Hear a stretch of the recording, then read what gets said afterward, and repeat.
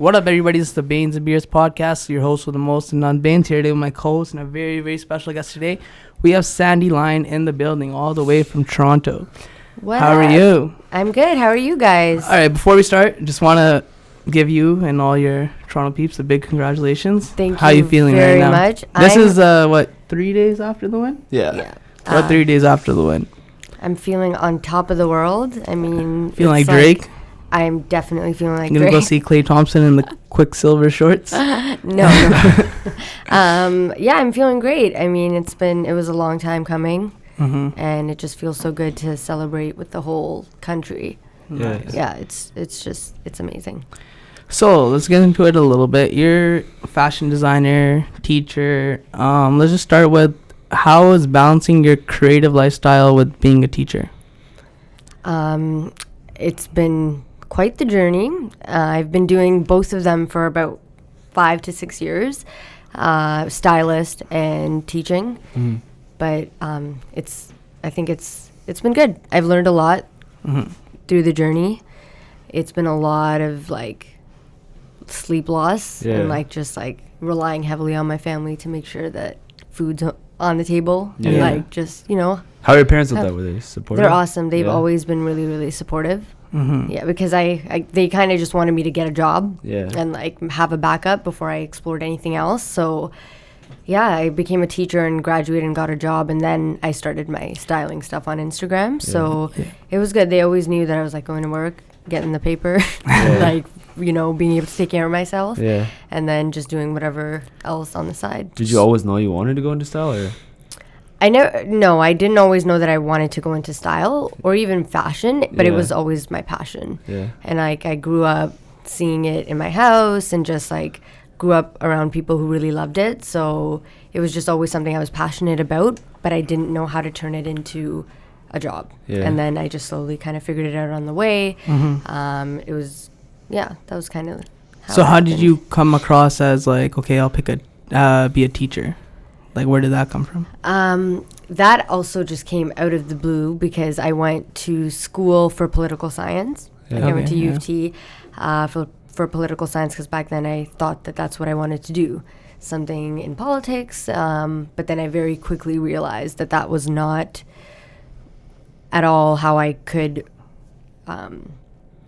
fulfill my purpose. I just didn't think that was a profession that I could do and really do what I want to do and how I want to impact the world. I didn't think that I would be able to do that through politics. So I just kind of talked to my family, my sisters, and my sister and her husband are both teachers. And so I kind of always looked to them and really liked their lifestyle and really liked that they got to spend the day with kids, and they both love it. So I think that really influenced me. And then I went to school to do my teaching degree and my master's, and then working with kids probably teaches you a lot. So much, and it keeps you so inspired, and it's the best field to be in. Probably learn so much about yourself too. Yeah, you learn a lot about yourself. You feel like the kids and remember how you were back then, and it's cool. And connecting with them in a time like this I feel like it's crucial. Necessary, yeah. So how do you connect with them? What's your relationships with your own students? It's awesome. I feel what type of teacher are you? Are you the strict one, fucking slap on the wrist? I'm definitely a strict teacher. No slapping on the wrist, but I'm definitely a strict. I have my due dates and my timelines and my rules, and you can't break those. But at the same time, I know what's up, and I'm cool, and they can talk to me about the Migos and the Raptors and Drake. Yeah, and Drake. So it's cool. Yeah, it's a good. I feel like kids will always listen more to somebody that they like, and I feel like I fit that bill. So because you kind of understand them more. Yeah, and I try to connect with them. That's and I really true. Truly love going in every day and growing up, I hated my teachers. Me too. Yeah, I mean, I They're also trash. Don't have any teacher that I really connected with, but I don't think. I feel like a lot of teachers don't understand this is more than just teaching. It's building a relationship too. With your students. And I feel like that's how it is with any job. Yeah. There are people that do it because they really love it and that's what they want to do. Yeah. And then there's people who do it because it gives a paycheck. And I think that's okay. I mean, you got to pay the bills. You got to, everybody's allowed to do what they want. At the same time, after like years and years of teaching, I feel like some like teachers kind of lose the love, and then it's like just another 9 to 5 type of thing. Yeah, 100%. Do you feel like the kids like in like this type of generation, I guess, are they like that you're teaching what grades to kindergarten to grade 8? That's kindergarten to grade 8, right? Are they like growing up more softer? You think they're more sensitive now compared to how we were raised? And is it a good thing or a bad thing? I think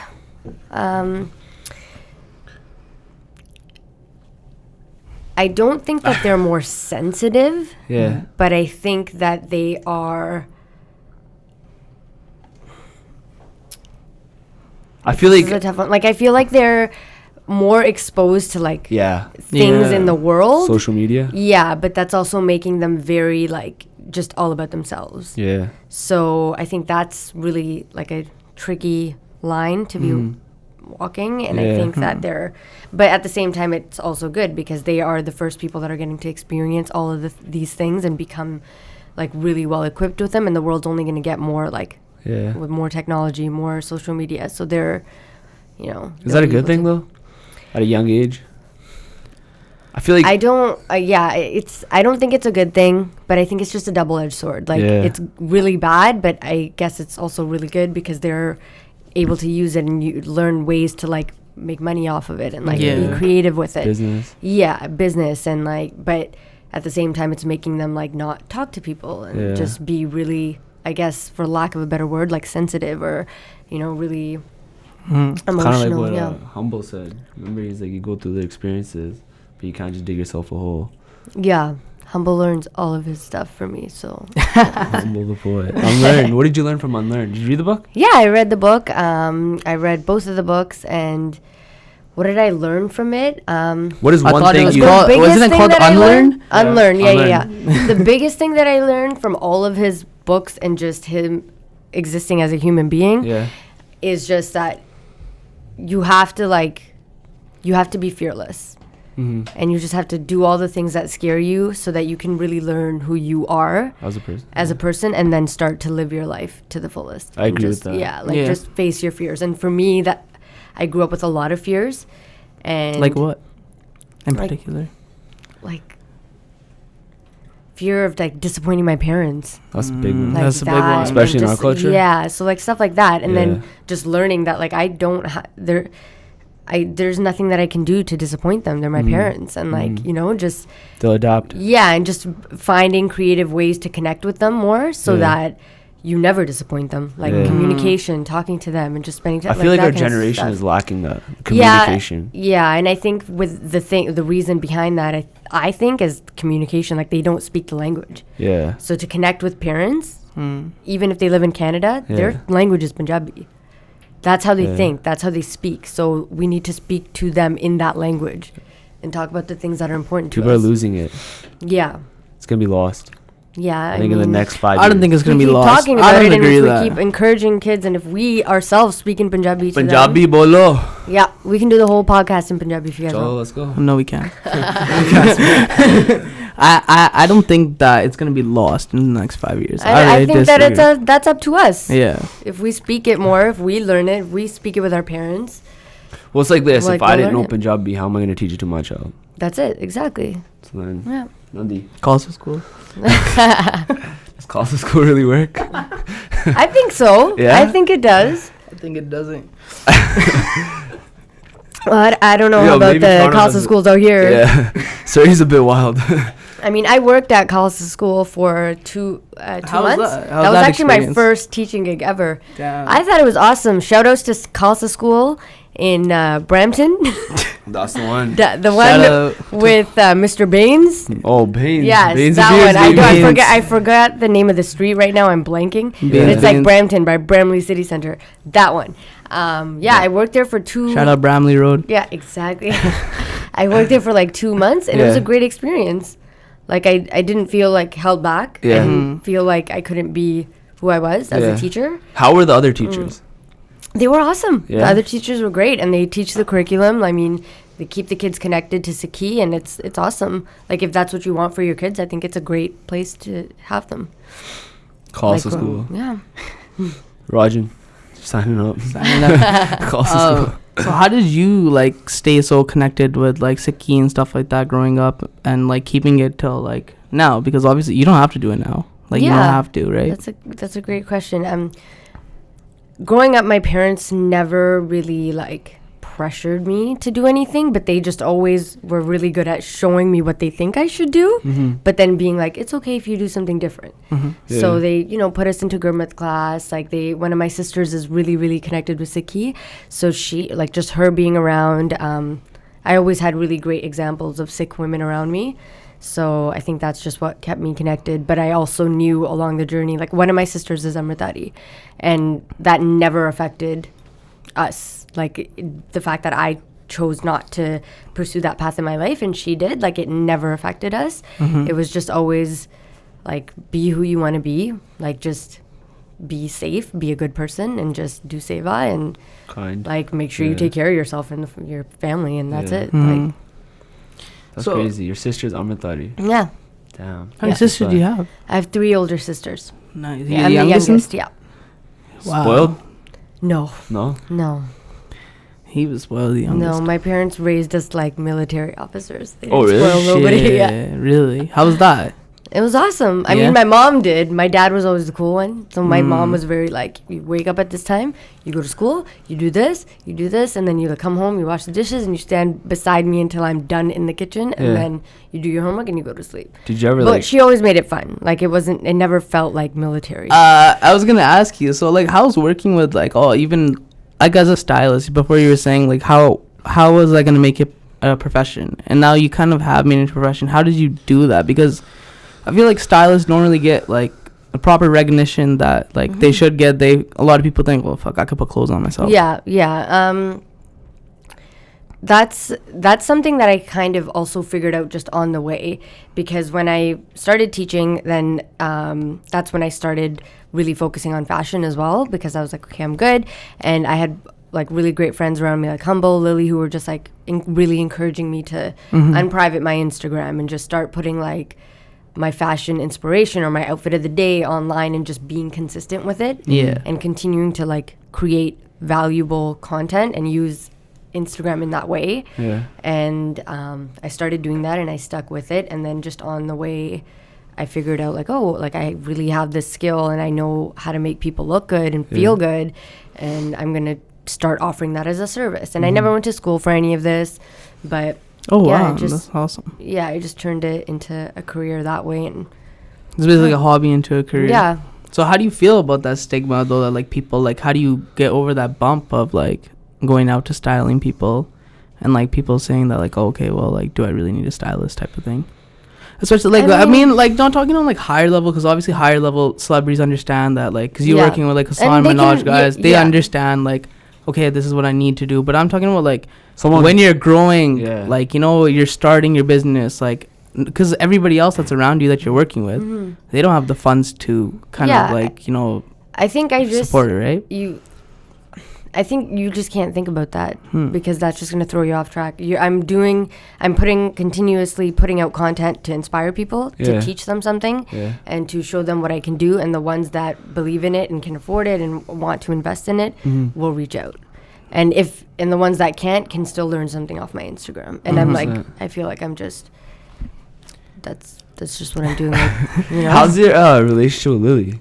It's awesome. She's my love. Yeah. Yes. She's inspired you in many ways? In many ways. Yeah, she's the hardest worker I know. She's just been working day in, day out since the day she started. Yeah. Yeah, I remember like I used to watch it like 10 years ago. She was posting videos, not many views. And it took her 10 years to get where she is now.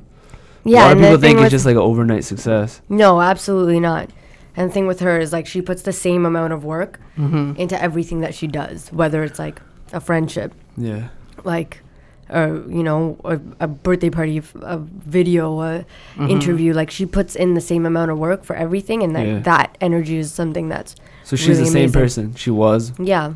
She didn't change after fame? No, she didn't change. I mean, you go through things and you learn things about yourself, and everybody changes. Yeah. Like, you have to change. If you're not changing, you're not growing. You're not, so. So are you still teaching right now? I'm So I do LTO. So I'm like a long-term occasional teacher. So when I want to have a longer contract, I take a longer contract. And when I want to just like supply and do my other work, I can do that. Yeah. So right now I'm not currently in the classroom. I'm spending some time in New York trying to like figure out, just like be by myself and just like, you know, visit places and travel. And then also just come back to Toronto when I want to work. Yeah. It's right there, right? Yeah. It's like an hour drive, but it's also just like great for me to be in New York and just like expand my horizons. How is being there? Like, do you feel more like inspired kind of thing? Absolutely. New York's always been isn't it the like place the hub, that reminds it's like the place that like looks like the inside of my head. So it's just like the hustle and bustle, but then like the hip hop and like the really great fashion and just like the ability to get so much done in a day. Like that's me, and that's what I was doing in Toronto. So now to be in a place where everybody's doing it, it's really inspiring, and I feel like it can. What's the story of the Nike ad? So how was that, and how did that come about, and how did you, like, that's awesome how that happened. So I've been working with Nike since like for a while now. One of my friends, Haley Elsesser, did a project with Nike, and then she had casted me as her model for that project. So it was the launch of the Vapor Max, and they had different creatives in Toronto kind of lead that launch and show how the shoe can be paired with streetwear and like any other type of fashion, and it could be like a lifestyle sneaker, but at the same time like really good for your feet. So Nikes right now. Sorry? I'm wearing Nikes right now. Oh yeah, Shout me out. too. Shout out Converse, Nike. which is so yeah, and then she got me like linked with them, and then after that like we fell in love with each other, and we've been working together ever since. And then for that particular project, I was training for a marathon. It was like a 5K, one of my first marathons that I was training for. And so they actually asked me if I could do a shoot. It was a surprise, so they didn't really discuss like what it was for. They were just like, hey, can you come in quickly? We can do some shots for, you know, a project that we might be releasing. We don't know what it is. And so that was one day where I decided to take my mom with me. Yeah, guys, all my stories are really good, so that's why I'm like we all did. But so I took my mom with me to that shoot that day, and like taking my mom's always like a mission. Yeah. So soldiers. Yeah, so I took her with me, and then she like got to see the whole shoot, and then after that was shot, like a week or two later was my marathon. So we ran the marathon, and at the end of the marathon, Nike walked me over to the billboard. Yeah. And it was. The whole campaign was about crossing your limits and like, you know, your bucket list goals and your craziest dreams, achieving them. So they showed me the poster, and that was it. Yeah. What was the feeling when your parents saw you on? I think I saw a poster about that. Yeah. I took my parents down to see it a couple weeks after. Yeah, it was just like awesome. My parents don't really show a lot of emotion. Yeah, I know what you mean. And I think that was like the first time that I saw them show like 25%. Yeah. So it was like really awesome. My nephew came with me, and he was like sleeping, and it was a whole vibe. That's awesome. As well, you're doing something with Swimco as well. Yeah. So I just shot my first actually modeling campaign with Swimco, which is like a bathing suit, swimming gear company that really celebrates women and just people of all different shapes, sizes, colors. So I just did a recent campaign with them. Where do you get your inspirations from? Everything, everywhere. Like traveling. Traveling, like colors, rooms, food, people, you just fuse it all together. Yeah, fuse it all together. What type of music are you listening to? I listen to a lot of hip hop, and I listen to. Who's your favorite artist right now? Right now, okay, so I'm really into like the sing-songy song, which is new for me because I don't listen to a lot of like R&B sing-songy songs on a daily basis. Love that shit. But Khalid, I've been really. He's fire. Yeah. Don't start singing. I'd give you all the like his songs just like make you feel so happy. Put the headphones in. He thinks he's fucking Tupac. More like free Musawa. Free Musawa. Just kidding. No, free him. Anyways, but Khalid, he's really good. He's coming here this summer or something like that. I like his music. His music's like, it seems like it's like very it's a vibe. Yeah, it's just like a happy vibe. Yeah. I like that. Happy vibes. Yeah. Go subscribe to the vibe. Yeah. So how was working with all this like celebrities like Hassan Minaj and stuff like that? How is styling them? Like, is it surreal? Like, what is the experience? When you actually just style his wife. Yeah. He has a really dope stylist, Sam Spector. Shout out Sam. Yeah, he's awesome. So I just style his wife, but they're amazing. Nice. It's always good to work with people who inspire you, number one, and like people who teach you something and just like are good energy to be around, and they're both just amazing. Like Bina really lets me explore whatever I want with her, and like she'll be comfortable to like talk about it and like see what she's cool with and not, and that's really like what I'm all about. So is there something that you've ever like done but then you don't want to post it because, or like show it off as your work? Yeah, this part that just happened right now. No. Period. No. Are you okay? Yeah. No. No. Oh, okay. Who's one person that you would want to style, like a celebrity? Yeah. Who is your top 3 dream? I would love to style Janelle Monáe. Okay. Janelle. She makes music. She sounds hot. Music, right? Yeah, she is. She's hot and she's so. I don't know what she. No, she does. Yeah, she's awesome. Her voice or her name. Your name sounds hot. Yeah. You guys should look her up. Yeah, she's dope. She's the top of my list right now. Okay, who's your second? Top two.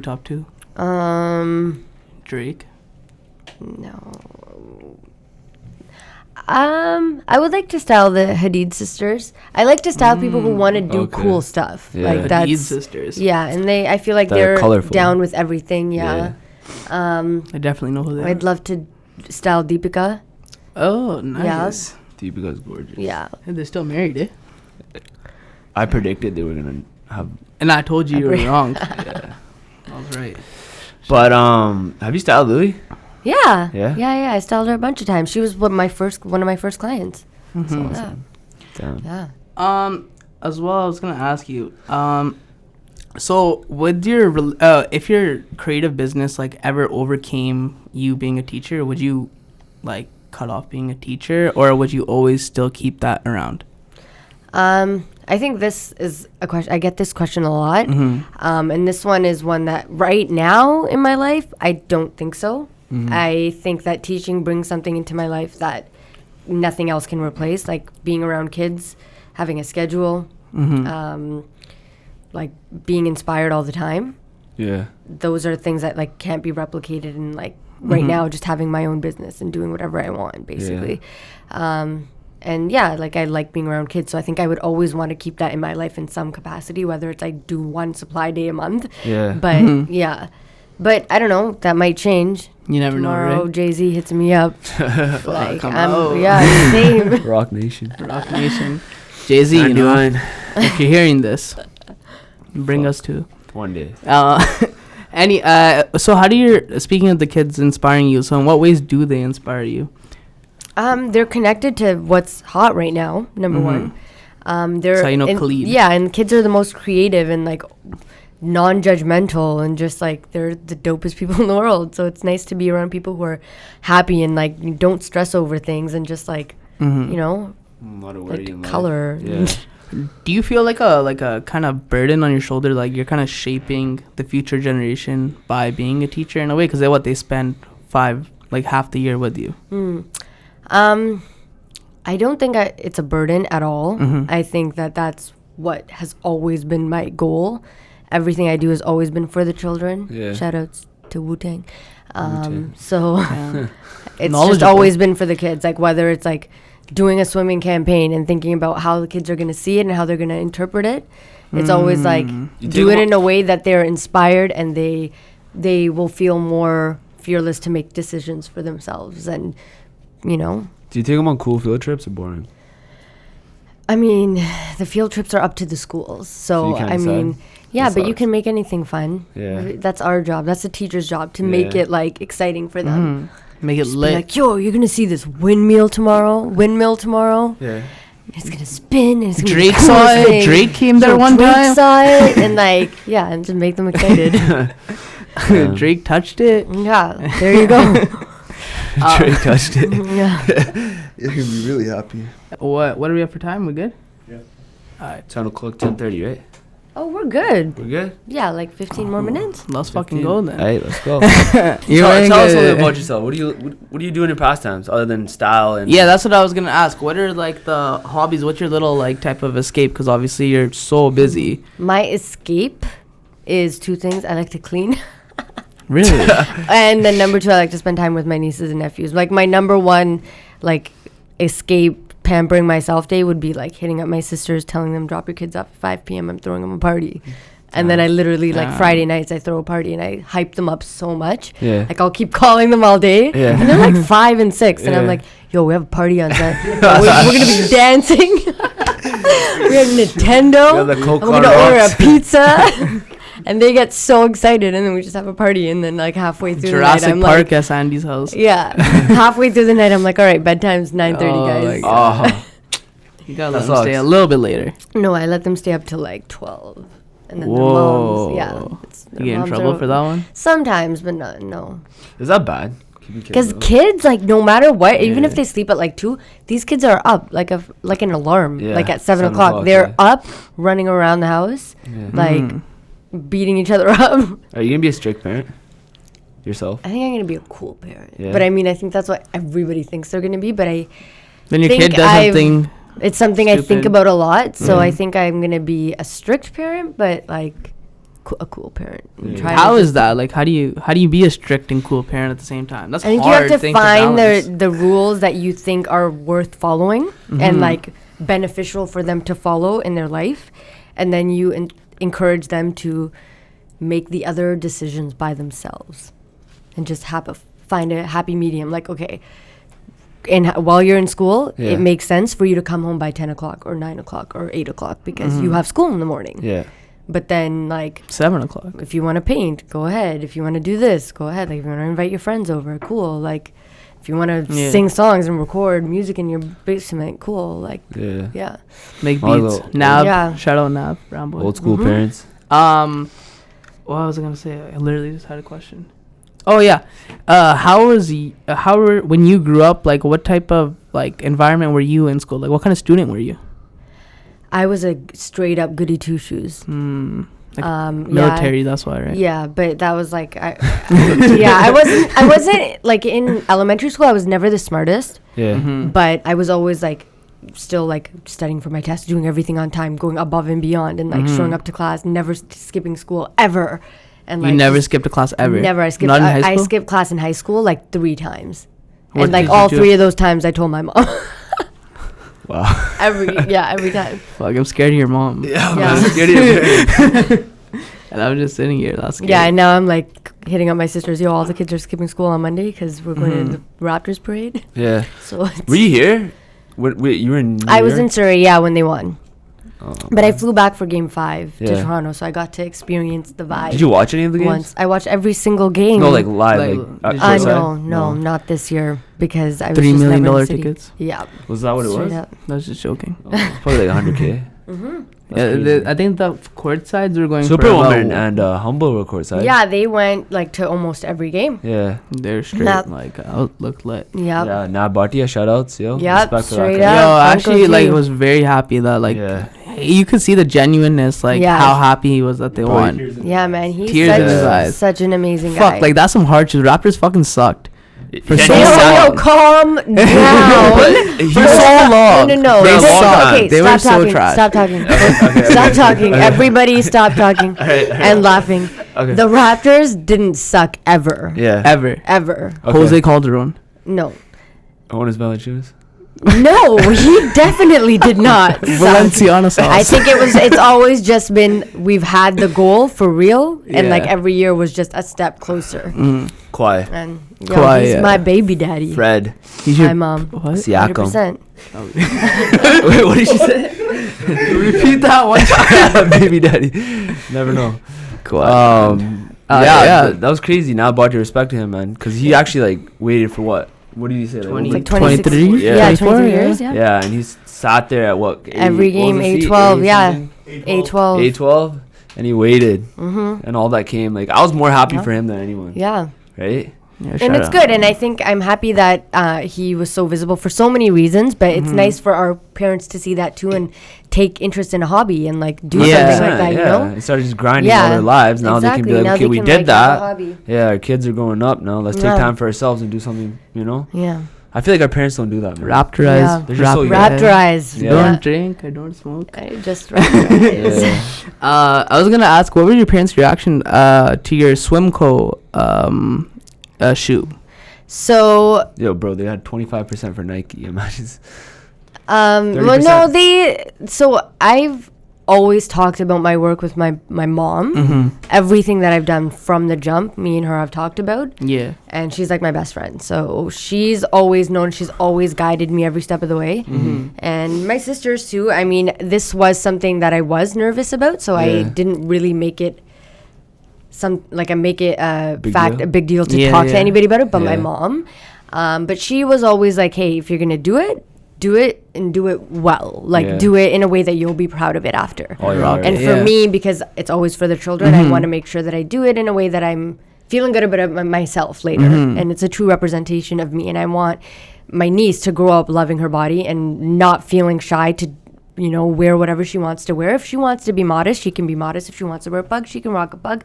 If she wants to wear a bathing suit, I want her to I want her to make whatever decision she wants, and that's always what's at the back of my mind when I'm making every decision. And that's, I can talk like that with my mom, so 100%. I can get her on the same page as me, so she's able to respect those decisions that I make, but also guide me, and you know, that's awesome. That sounds great. I like that. Are we good with time? Yeah, we're good. I think we got like 5 minutes left. 5 minutes. Let's do maybe like fun wrap up question. Fun. Should we do a fun wrap? Do you have a question for us? Okay, where do you see yourself in 2 years? Where do I see myself in 2 fun question. years? Oh, you guys want fun? Yeah. 5 years. Rajan says 5. 5 years? Fun question. 5 years. What are you doing the rest of your life? Resume. I don't. I see myself. What's another thing doing in 5 years? How do you feel I'm doing shit. The president of the Raptors getting a misdemeanor? I was gonna ask, what do you think about the Raptors fans? You guys are sorry, not you guys. A few Raptors fans started cheering when KD got hurt. So what was like your thoughts on that? Was that a big deal? So I think it was a big deal. I think they just thought he pulled his calf, to be honest. No, I think what happened was... That was a real reaction. It was a scary game for us because we were very invested in this, and KD was coming back, so all of us were like, holy shit. Tense. He was lighting it up. But and he was lighting it up, and then when he fell, immediately people cheered because they were excited. And it's okay to have a bad initial reaction. I think what's more important is we very quickly turned it around, and we did a standing ovation, and we clapped him out, and we realized that we were wrong, and I think that's always the most important part. And there's like people like sending him flowers, and some guy raised money for him. So like I think that's I feel like okay. People just need an excuse. And I don't think we should ever be afraid to make a mistake. As long as you come out and you answer for it later, and you like try to make it better. If it's and we did that immediately. Whatever. Katie's gonna get better. Happens, man. And he's gonna like have his own moment, and we'll be supporting him. 100%. What are 3 places you want to travel to? 3 places I want to travel to: Africa. I want to go to Jerusalem. And do you know what you want to do in these places yet? No, I think just to travel. Like I don't do a lot of just tourism and traveling, and like those 2 places would be somewhere where I want to just go and like, you know, look everywhere and like see everything and just be a part of the country. Africa and Jerusalem, and then I want to go back to Punjab. Do you get a lot of inspiration from like Punjabi clothing? 100%. Yeah, clothing, culture, food, everything about Punjabis is amazing. So do you try to like incorporate all our culture when you're styling somebody? Like, is that in the back of your head? Yeah, if it's something that they want to do as well, for sure. It's not mandatory, but like I have a lot of clients. One of my New York clients, Nabila, she loves to like wear Indian jewelry or have Indian fabrics and like really represent her Bengali side. So what are the top 3 brands right now to be rocking for everyone out there? I'm not heavy on brands. I love brands, but I think like style, like it's summertime, for girls, like oversized T-shirts and like the necklace layering and like baggier pants. I'm really feeling the tomboy vibe right now. And then I think like neons are really in, like bright colors, bright patterns. Highlighter. Yeah. That's the one. Wow. Well, at the end of each show, we like to give each guest a spotlight to kind of tell everybody what they got going on and stuff like that. So, and just what else? I forgot what I used to say. You've been off. Any advice for someone that's starting off as a stylist? Any advice in general. Just for people. Yeah. Well, I'm always doing something, so something's always happening. I'm always creating something. So if you're not following me, you're missing out. So find me. I'm at the Sandy Lion. Where'd that name come from? I have really curly hair, so it's like a lion's mane, and I just I'm a lion. That's so it. yeah. That's it. Sherni. Sherni, not Sher. So yeah, and so follow me, and you can just keep up to date with all the funky things that I'm always up to. And advice would just be to like have fun, always make opportunities to learn, and like communicate and learn Punjabi. All of you, whether you're white, black, everybody should learn Punjabi. Why are you putting me on blast right now? Say khala Punjabi. You say one line in Punjabi. We're ending it. One line in Punjabi. All right. We are the Bains and Beers podcast. We want to thank Sandy Lion for coming on the show. And we are... Sareanu pyar bhari sat sri akal. She said it. That's long.